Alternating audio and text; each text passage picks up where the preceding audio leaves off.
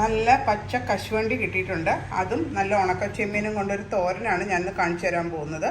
അപ്പോൾ വളരെ ഹെൽത്തി ആയിട്ടുള്ളൊരു ഇതാണ് കശുവണ്ടി, ഇളം കശുവണ്ടി പരിപ്പ്. അതധികം കിളുന്തായിരിക്കും.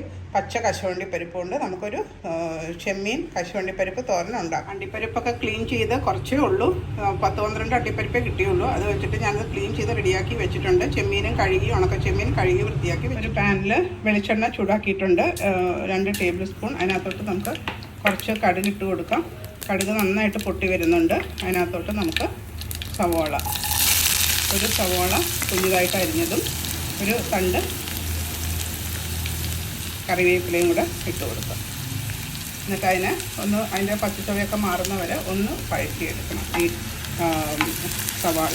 പിന്നെ ഞാൻ തേങ്ങയും പച്ചമുളകും വെളുത്തുള്ളിയും കൂടെ ചതച്ച് റെഡിയാക്കി എടുത്തിട്ടുണ്ട് നമുക്ക് തോരന് ആഡ് ചെയ്യാനായിട്ട്. അപ്പോൾ ആ സവാളയൊക്കെ ചെറിയ ലൈറ്റ് ബ്രൗൺ ആയിട്ടുണ്ട്. അപ്പോൾ അതിനകത്തോട്ട് ഞാൻ അരമുറി തേങ്ങ, 4 പച്ചമുളക്, 4-5 വെളുത്തുള്ളി, 2 അല്ലി ചുവന്നുള്ളി ഇതെല്ലാം കൂടെ ഇട്ട് ഒന്ന് ചതച്ചെടുത്തിട്ടുണ്ട്.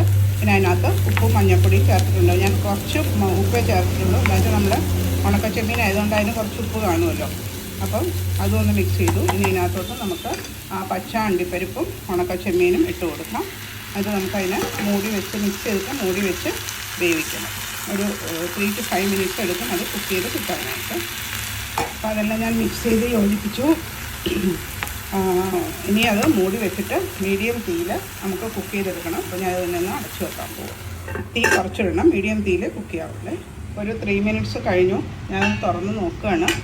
അപ്പോൾ ആ ചെമ്മീൻ്റെയൊക്കെ കുറച്ച് വെള്ളം ഇറങ്ങിയിട്ടുണ്ട്, കുക്കായി വരുന്നുണ്ട്. ഒന്നും കൂടെ ഒന്ന് കുക്കായി കിട്ടണം. അപ്പോൾ നമുക്ക് നല്ല ചോറിൻ്റെ കൂടെ ഇത് സെർവ് ചെയ്യാം. വളരെ നല്ല ടേസ്റ്റിയുള്ള ഡിഷാണ്. പക്ഷേ എനിക്ക് ഒരു ഇത് പറ്റി, അണ്ടിപ്പരിപ്പ് കുറച്ചേ ഉള്ളൂ, എന്നാലും സാരമില്ല, അതിൻ്റെ ടേസ്റ്റ് കിട്ടിക്കോളും നമ്മുടെ ഡിഷിന്. ഒന്നും കൂടെ ഒന്ന് കുക്കാവട്ടെ. ഇപ്പോൾ ഏകദേശം ഒരു 5 മിനിറ്റ്സ് കഴിഞ്ഞിട്ടുണ്ട്.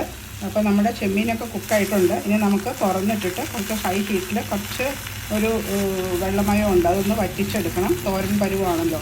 ഒരു 2-3 മിനിറ്റ്സും കൂടെ ഇങ്ങനെ തുറന്നിട്ടിട്ട് നമുക്കതിനെ വറ്റിച്ചെടുക്കാം. എന്നിട്ട് ഞാനത് സെർവ് ചെയ്യുന്നതും കൂടെ കാണിച്ചു തരാം.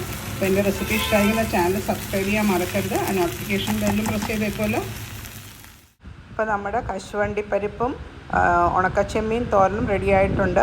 അപ്പോൾ എല്ലാവരും ഇത് ട്രൈ നോക്കിയിട്ട് നിങ്ങളുടെ ഫീഡ്ബാക്സും അറിയിക്കണം. ലൈക്ക് ബട്ടണും ഷെയർ ബട്ടണും പ്രസ് ചെയ്യണേ.